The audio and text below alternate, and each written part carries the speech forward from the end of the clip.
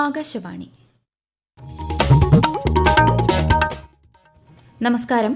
പ്രാദേശിക വാർത്തകൾ വായിക്കുന്നത് കൃഷ്ണ പ്രകൃതി.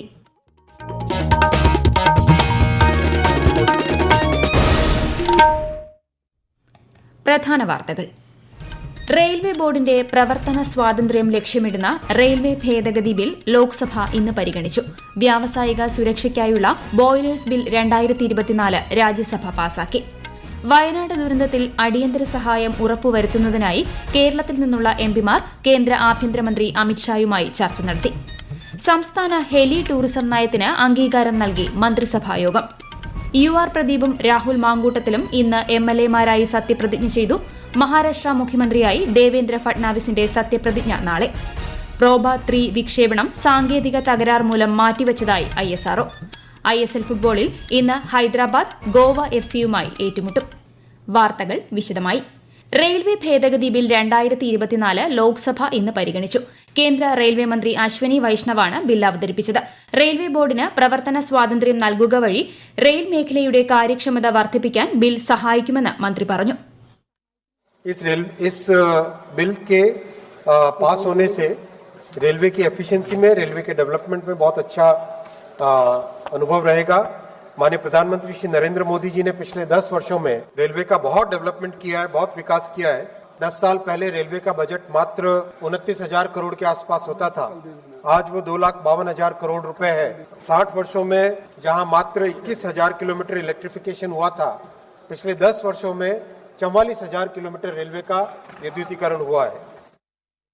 റെയിൽവേയുടെ സ്വകാര്യവൽക്കരണത്തിന് ബിൽ പാതയൊരുക്കുമെന്ന് ചർച്ചയിൽ പങ്കെടുത്ത പ്രതിപക്ഷ എംപിമാർ വിമർശനമുന്നയിച്ചു. ബോയിലേഴ്സ് ബിൽ 2024 രാജ്യസഭ ഇന്ന് പാസാക്കി. ബോയിലറുകളിൽ തൊഴിലെടുക്കുന്നവരുടെ സുരക്ഷ ഉറപ്പുവരുത്തുന്നതാണ് പ്രസ്തുത ബിൽ. വയനാട് ദുരന്തത്തിൽ കേരളത്തിന് അടിയന്തര സഹായം ഉറപ്പുവരുത്തുന്നതിനായി കേരളത്തിൽ നിന്നുള്ള എംപിമാർ കേന്ദ്ര ആഭ്യന്തരമന്ത്രി അമിത്ഷായുമായി ചർച്ച നടത്തി. വയനാട്ടിലെ ജനങ്ങളുടെ അവസ്ഥ കേന്ദ്രമന്ത്രിയെ ധരിപ്പിച്ചതായും രാഷ്ട്രീയത്തിനതീതമായി മാനുഷിക പരിഗണന നൽകി ജനങ്ങൾക്ക് സഹായം നൽകണമെന്ന് ആവശ്യപ്പെട്ടതായും വയനാട് MP പ്രിയങ്ക ഗാന്ധി മാധ്യമങ്ങളെ അറിയിച്ചു. ദുരന്തബാധിതർക്ക് അടിസ്ഥാന സൌകര്യങ്ങളും വീടും അടക്കമുള്ളവ അടിയന്തരമായി നിർമ്മിച്ചു നൽകേണ്ടതിന്റെ പ്രാധാന്യം എംപിമാർ കേന്ദ്ര ആഭ്യന്തരമന്ത്രിയെ ബോധ്യപ്പെടുത്തി. ഇതു സംബന്ധിച്ച കേന്ദ്ര തീരുമാനം നാളെയോടെ അറിയാൻ സാധിക്കുമെന്ന് പ്രതീക്ഷിക്കുന്നതായും ശ്രീമതി പ്രിയങ്ക ഗാന്ധി പറഞ്ഞു. ഹെലി ടൂറിസം നയത്തിന് സംസ്ഥാന മന്ത്രിസഭായോഗം അംഗീകാരം നൽകി. സംസ്ഥാനത്തിന്റെ വിവിധ ഭാഗങ്ങളിലുള്ള വിനോദസഞ്ചാര കേന്ദ്രങ്ങളിലേക്ക് കുറഞ്ഞ സമയത്തിനുള്ളിൽ എത്തിച്ചേരുന്നതിനുള്ള ഹെലികോപ്റ്റർ സർവീസ് ശൃംഖല സൃഷ്ടിക്കുകയാണ് ലക്ഷ്യം. ഹെലിപോർട്സ്, ഹെലി സ്റ്റേഷൻസ്, ഹെലിപാഡ്സ് തുടങ്ങിയവയ്ക്ക് ആവശ്യമായ അടിസ്ഥാന സൌകര്യങ്ങളെക്കുറിച്ചും നയത്തിൽ വ്യക്തത വരുത്തിയിട്ടുണ്ട്. സ്മാർട്ട് സിറ്റി കൊച്ചി പദ്ധതിയുമായി ബന്ധപ്പെട്ട പ്രശ്നങ്ങൾ പരിഹരിക്കുന്നതിന് ചീഫ് സെക്രട്ടറി അധ്യക്ഷയായ സമിതിയുടെ ശുപാർശ അംഗീകരിക്കാനും മന്ത്രിസഭാ യോഗത്തിൽ തീരുമാനമായി. ടീകോമുമായി ചർച്ചകൾ നടത്തി പരസ്പര ധാരണയോടെ പിന്മാറ്റ നയം രൂപകൽപ്പന ചെയ്യാനും മന്ത്രിസഭ തീരുമാനിച്ചു. ചേലക്കര MLA ആയി UR പ്രദീപും പാലക്കാട് MLA ആയി രാഹുൽ മാങ്കൂട്ടത്തിലും ഇന്ന് സത്യപ്രതിജ്ഞ ചെയ്തു. നിയമസഭാ മന്ദിരത്തിലെ ശങ്കരനാരായണൻ തമ്പി മെമ്പേഴ്സ് ലോഞ്ചിൽ നടന്ന ചടങ്ങിലാണ് സ്പീക്കർ AN ഷംസീർ മുൻപാകെ സത്യപ്രതിജ്ഞ ചെയ്തത്.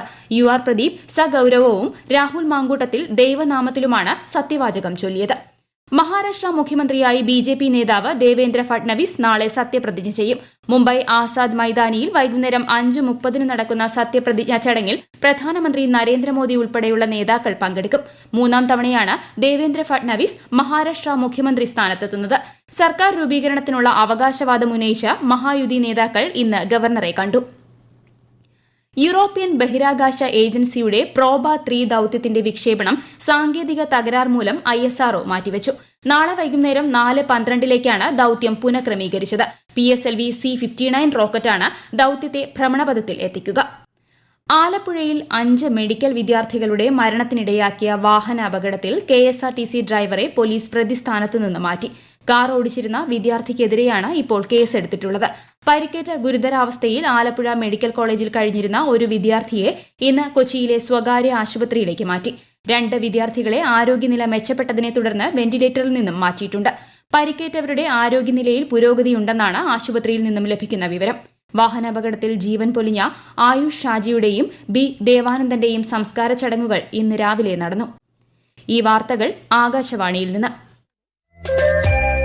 ആകാശവാണി വാർത്തകളും വാർത്താധിഷ്ഠിത പരിപാടികളും All India Radio News Thiruvananthapuram YouTube ചാനലിലും All India Radio News Thiruvananthapuram Facebook പേജിലും AR News_ തിരുവനന്തപുരം ഇൻസ്റ്റഗ്രാം അക്കൌണ്ടിലും AR News_TVM X ഹാൻഡിലും ലഭ്യമാണ്. ആന എഴുന്നള്ളിപ്പിൽ കൊച്ചിൻ ദേവസ്വം ബോർഡിനെതിരെ രൂക്ഷ വിമർശനവുമായി ഹൈക്കോടതി. മാർഗനിർദ്ദേശങ്ങൾ ലംഘിച്ചാൽ ആന എഴുന്നള്ളിപ്പിനുള്ള അനുമതി പിൻവലിക്കുമെന്ന് കോടതി മുന്നറിയിപ്പ് നൽകി. മതത്തിന്റെ പേരിൽ എന്തും ചെയ്യാൻ സാധിക്കില്ലെന്നും അവിടെ എത്തുന്ന ലക്ഷക്കണക്കിന് ജനങ്ങളെ കൂടി പരിഗണിക്കേണ്ടതുണ്ടെന്നും ഹൈക്കോടതി വ്യക്തമാക്കി. അനധികൃത സ്വത്ത് സമ്പാദന കേസിൽ ADGP MR അജിത് കുമാറിനെ വിജിലൻസ് സംഘം ചോദ്യം ചെയ്തു. തിരുവനന്തപുരത്തായിരുന്നു ചോദ്യം ചെയ്യൽ. ഈ മാസം അവസാനത്തോടെ വിജിലൻസ് സംഘം റിപ്പോർട്ട് കൈമാറുമെന്നാണ് സൂചന. വിഴിഞ്ഞം രാജ്യാന്തര തുറമുഖത്തിന്റെ ട്രയൽ റണ്ണിന്റെ കാലഘട്ടത്തിൽ 70ഓളം കപ്പലുകൾ വന്നുപോയതായി മന്ത്രി VN വാസവൻ. ഇത് അഭിമാനകരമായ നേട്ടമാണെന്നും മന്ത്രി പറഞ്ഞു. തുറമുഖത്തിന്റെ വാണിജ്യാടിസ്ഥാന ഓപ്പറേഷന് തുടക്കമിട്ട് സംബന്ധിച്ച പ്രഖ്യാപനവും സർട്ടിഫിക്കറ്റ് കൈമാറലും നിർവഹിക്കുകയായിരുന്നു മന്ത്രി. ട്രയൽ റണ്ണിന്റെ പീരീഡിൽ ഏതാണ്ട് 70 കപ്പലുകൾ വന്നുപോയി. ഒരുപക്ഷെ ദക്ഷിണേഷ്യയിൽ ആദ്യമായി വന്ന കൂറ്റൻ കപ്പലുകൾ ഉൾപ്പെടെ 70ഓളം കപ്പലുകളിൽ നിന്നായി 1,47,000 TEU ഇവിടെ നമുക്ക് കൈകാര്യം ചെയ്യാൻ കഴിഞ്ഞിരിക്കുന്നു. ഈ നീക്കം ഏറെ അഭിമാനകരമായിരുന്നു, ഏറെ വിജയകരമായിരുന്നു. നമ്മുടെ ലക്ഷ്യത്തിനപ്പുറം ആ കാര്യങ്ങൾ എത്തിക്കഴിഞ്ഞു. കേരള സംസ്ഥാന ഭാഗ്യക്കുറി വകുപ്പിന്റെ പൂജ ബമ്പറിന്റെ ഒന്നാം സമ്മാനം JC 325526 എന്ന ടിക്കറ്റിന്. കൊല്ലം ജയകുമാർ ലോട്ടറീസ് വിറ്റ ടിക്കറ്റിനാണ് 12 കോടി രൂപയുടെ ഒന്നാം സമ്മാനം. വണ്ടിപ്പെരിയാർ, സത്രം, മുക്കുഴി, പുല്ലുമേട് കാനനപാതയിലൂടെയുള്ള ശബരിമല തീർത്ഥാടനം പുനരാരംഭിച്ചു. ഇന്ന് 581 പേരെ കടത്തിവിട്ടു. കനത്ത മഴയെ തുടർന്ന് തീർത്ഥാടകരുടെ സുരക്ഷ മുൻനിർത്തി കാനനപാതയിൽ ഇടുക്കി ജില്ലാ കളക്ടർ നിരോധനം ഏർപ്പെടുത്തിയിരുന്നു. 2.5 വയസ്സുള്ള കുഞ്ഞിനെ ആയമാർ ക്രൂരമായി ഉപദ്രവിച്ച സംഭവത്തിൽ പ്രതിഷേധിച്ച് മഹിളാ കോൺഗ്രസ് തിരുവനന്തപുരത്തെ ശിശുക്ഷേമ സമിതി ആസ്ഥാനത്ത് നടത്തിയ പ്രതിഷേധ മാർച്ചിൽ സംഘർഷം. പ്രവർത്തകർ ബാരിക്കേഡ് മറികടക്കാൻ ശ്രമിച്ചതോടെ പോലീസ് ജലപീരങ്കി പ്രയോഗിച്ചു. പ്രതിഷേധക്കാരെ പിന്നീട് പോലീസ് ബലം പ്രയോഗിച്ച് അറസ്റ്റ് ചെയ്തു നീക്കി. ISL ഫുട്ബോളിൽ ഇന്ന് ഹൈദരാബാദ് ഗോവ FCയുമായി ഏറ്റുമുട്ടും. രാത്രി 7:30 ഹൈദരാബാദിലാണ് മത്സരം. മസ്കറ്റിൽ നടക്കുന്ന ഹോക്കി ജൂനിയർ ഏഷ്യ കപ്പ് ഫൈനലിൽ ഇന്ത്യ ഇന്ന് പാകിസ്ഥാനെ നേരിടും. ഇന്ത്യൻ സമയം രാത്രി 8:30 മത്സരം. ലക്ഷദ്വീപ് പ്രദേശത്ത് ഇന്നും നാളെയും ശക്തമായ കാറ്റിന് സാധ്യതയുള്ളതിനാൽ മേഖലയിൽ മത്സ്യബന്ധനത്തിന് നിരോധനം ഏർപ്പെടുത്തി. എന്നാൽ കേരള കർണാടക തീരങ്ങളിൽ മത്സ്യബന്ധനത്തിന് തടസ്സമില്ല. രാജ്യത്തെ ഓഹരി വിപണികളിൽ നേട്ടം. ബോംബെ ഓഹരി സൂചിക സെൻസെക്സ് 111 പോയിന്റ് ഉയർന്ന് 80,956-ലും ദേശീയ ഓഹരി സൂചിക നിഫ്റ്റി 10 പോയിന്റ് നേട്ടത്തിൽ 24,467-ലും വ്യാപാരം അവസാനിപ്പിച്ചു. സ്വർണ്ണവിലയിൽ മാറ്റമില്ല. പവന് 57,040 രൂപയും ഗ്രാമിന് 7,130 രൂപയുമാണ് ഇന്നത്തെ വില. കണ്ണൂർ ശ്രീകണ്ഠപുരത്തിനടുത്ത് ചെങ്ങളായി എടക്കാനത്ത് പുലിയുടെ സാന്നിധ്യം വനംവകുപ്പ് സ്ഥിരീകരിച്ചു. ഇതേ തുടർന്ന് ഇവിടെ കൂടും CCTVയും സ്ഥാപിച്ചിട്ടുണ്ട്. രാത്രി ഡ്രോൺ പരിശോധനയും നടക്കും. പുതുവർഷത്തെ വരവേൽക്കാനായി ടൂറിസം വകുപ്പ് തിരുവനന്തപുരത്ത് സംഘടിപ്പിക്കുന്ന പുഷ്പമേളയും ദീപാലങ്കാരവും ഈ മാസം 24 മുതൽ ജനുവരി 3 വരെ കനകക്കുന്നിൽ നടക്കുമെന്ന് മന്ത്രി PA മുഹമ്മദ് റിയാസ്. വൈവിധ്യപൂർണവും വർണ്ണാഭവുമായ ദീപാലങ്കാരമാണ് ഇത്തവണയും ടൂറിസം വകുപ്പ് ഒരുക്കുന്നത്. രാജ്യത്തെ ഏറ്റവും മികച്ച 5ാമത്തെ പോലീസ് സ്റ്റേഷനായി പാലക്കാട് ജില്ലയിലെ ആലത്തൂർ പോലീസ് സ്റ്റേഷനെ കേന്ദ്ര ആഭ്യന്തര മന്ത്രാലയം തെരഞ്ഞെടുത്തു.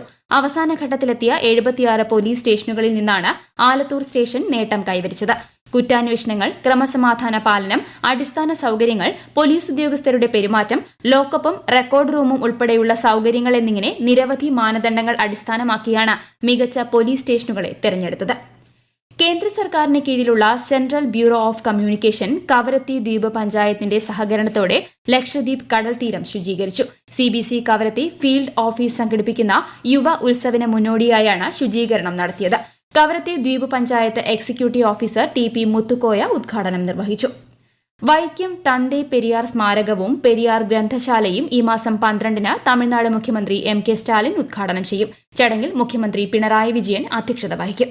പ്രധാന വാർത്തകൾ വീണ്ടും. റെയിൽവേ ബോർഡിന്റെ പ്രവർത്തന സ്വാതന്ത്ര്യം ലക്ഷ്യമിടുന്ന റെയിൽവേ ഭേദഗതി ബിൽ ലോക്സഭ ഇന്ന് പരിഗണിച്ചു.